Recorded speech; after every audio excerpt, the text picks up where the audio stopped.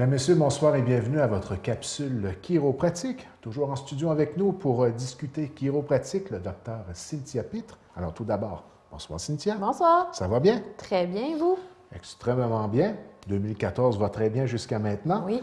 J'ai pris une résolution dans le temps des fêtes. Ça va être un peu le sujet de notre capsule aujourd'hui, combat au surpoids. Oui, effectivement. On sait que dans le fond, là, il y a plus de la moitié de la population québécoise qui est affectée par un surplus de poids, en tous les âges là, confondus.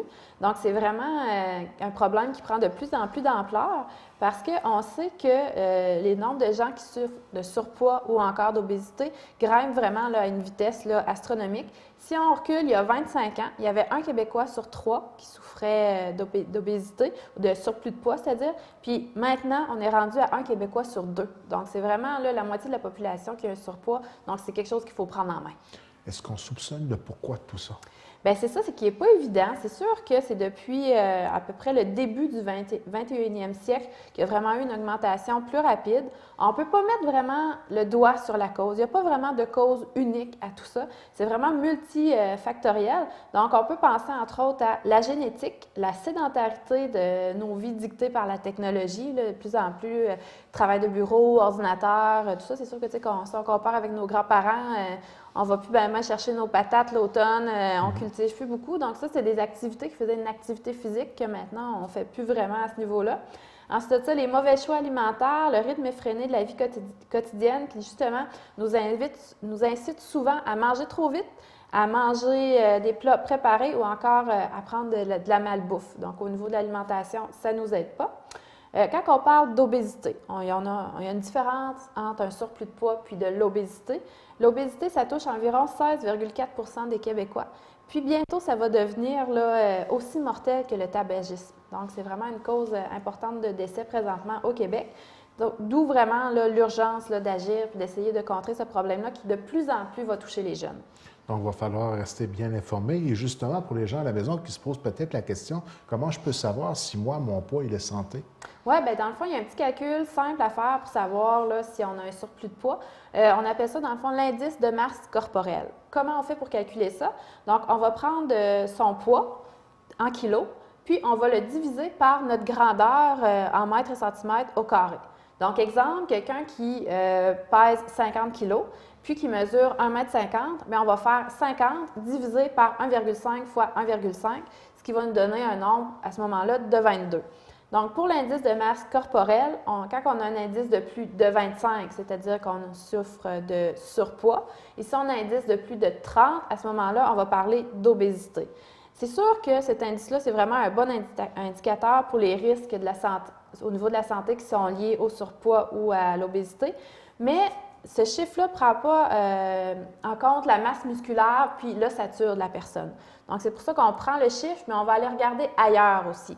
On va regarder, par exemple, où on a le plus d'accumulation de graisse, de surpoids, dans le fond. C'est sûr que, tu sais, un athlète peut mesurer 6 pieds, peser 280 livres, mais, tu sais, dans le fond, c'est ça, il y a une grosse masse musculaire. Donc, on ne vous dira pas à cette gens-là, ben, tu es peut-être en surpoids. Pas vraiment. C'est parce que là, il y a un contexte autour de ça, il y a une grosse masse musculaire. Donc, à ce moment-là, cette personne-là va quand même avoir un poids, entre guillemets, normal. Par contre, si on prend la même personne qui mesure 6 pieds, puis qui pèse aussi 280 livres, mais qui a une grosse bedaine, bien, à ce moment-là, c'est différent. Là, on voit qu'il y a une accumulation de poids au niveau de l'abdomen. Donc là, on va plus parler de surpoids. Puis il y a plein de facteurs à prendre en ligne de compte, mais déjà, juste avec ce petit calcul-là, ça nous donne une bonne idée. Puis il faut faire attention là, pour l'homme autour de la bedaine. L'abdomen, exactement. C'est souvent chez les hommes, c'est l'endroit qui est un petit peu plus favorisé là, par les tissus adipeux, là, la fameuse la graisse. Donc, c'est vraiment quand ça s'accumule là, c'est pas l'idéal. Je ne veux pas faire de publicité pour la Wii, là, mais pour ceux qui ont une Wii à la maison, la Wii Fit, puis je suis certain que mon technicien en régie va peut-être la rire, celle-là, c'est que lorsqu'on se pèse sur le petit bidule, une genre de petite pesée qui travaille avec la Wii, bien, si ton bonhomme apparaît avec une bedaine, c'est un signe que... Oui, ça, c'est sûr que ça c'est... Non, mais c'est comique.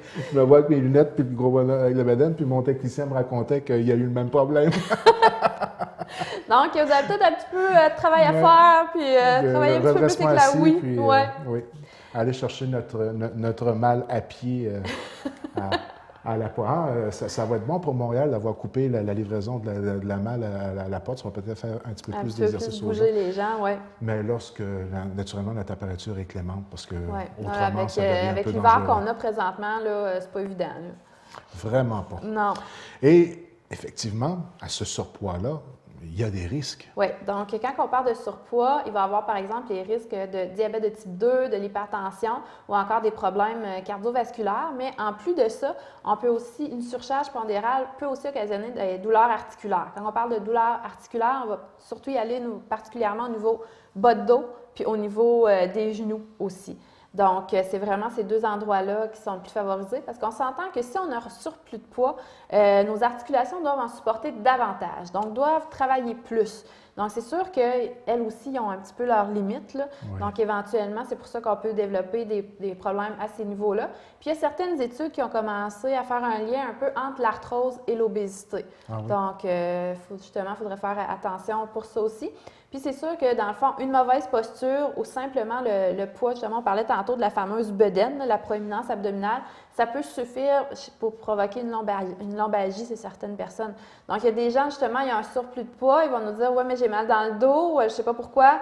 Ouais. » Peut-être qu'il y a une raison. Là, la surcharge pondérale peut occasionner ça. Il est là depuis plusieurs années. Donc, veut pas, on sollicite l'ensemble de notre corps à cette surcharge-là. Exactement, parce que le corps, c'est une machine qui est capable de compenser vraiment beaucoup. Là. Il va absorber, il va dire, puis on n'aura pas de douleur. Mais à un moment donné, quand il atteint sa limite, il l'a atteint, puis c'est là souvent que les douleurs vont faire leur apparition. Et à ce phénomène-là, il y a une solution chiropratique. Oui, exactement. Donc, c'est sûr que nous, les gens, on est des professionnels de la santé, que les gens peuvent venir consulter, surtout pour leurs douleurs articulaires qui sont causées par leur surcharge de poids.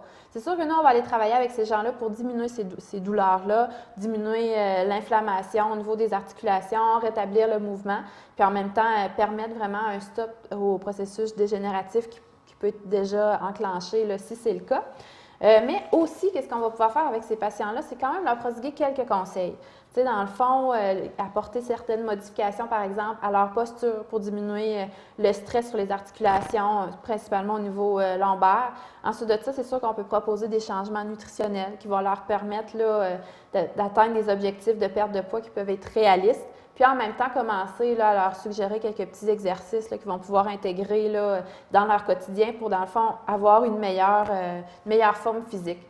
Donc, dans le fond, pour maximiser la réussite d'une démarche de perte de poids, le chiropraticien va rentrer en ligne de compte. Lui, pourquoi? C'est qu'il va essayer, avec son patient, réaliser un bilan de santé global puis du système neuromusculo-squelettique. Ensuite de ça, établir des objectifs de perte de poids réalistes, échelonner les objectifs sur une période de temps raisonnable, parce que si on dit à quelqu'un, bien là, il faut vous perdre 50 livres dans le prochain mois, ça n'a pas de bon sens, ça ne fonctionne pas.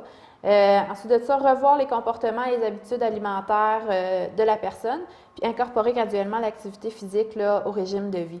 Parce que dans le fond, le chiropraticien, nous, on est là. Pourquoi? C'est vraiment pour que nos patients aient une santé optimale en favorisant vraiment la prévention, en ayant un mode de vie sain là, et équilibré. C'est sûr que tout ça, c'est les gens qui ont une surcharge pondérale. Oui, le chiropraticien peut vous aider, mais souvent, ça va être une équipe multidisciplinaire qui va être autour de ça. T'sais, nous, on va rentrer en ligne de compte.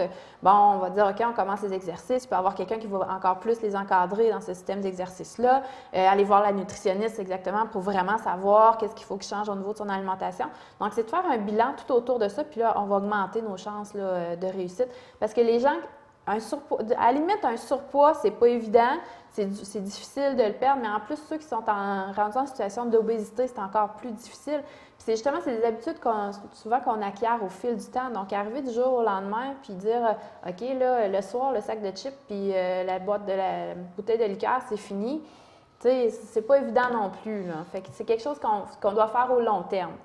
Donc, c'est important de suivre son poids. Oui, oui, c'est sûr, c'est d'éviter justement de se retrouver en surpoids ou en obésité. Là, c'est d'essayer justement de prévenir, puis dès le plus jeune âge, d'acquérir des bonnes habitudes alimentaires. Puis, on le dit à chaque fois, faire de l'exercice, là, c'est régulièrement, là, c'est vraiment... Parce que souvent, ça s'accumule sur plusieurs années et c'est énormément de travail pour réussir à revenir. C'est ça, parce que des fois, on va dire, j'ai pris un petit 5 livres dans le temps des fêtes. Bon, c'est pas grave. Fait que le petit 5 livres reste là. L'année d'après, ben, j'ai pris un autre petit 5 livres. Mais là, au bout de 10 ans, on est rendu à 50 livres. Là. Exactement. Fait que, tu sais, ça vient vraiment peser dans la balance. Ça fait une grosse différence. Ça conclut pour la capsule de cette Oui, semaine. effectivement. On donne rendez-vous dans 2 semaines. Dans 2 semaines. Au plaisir. Au plaisir.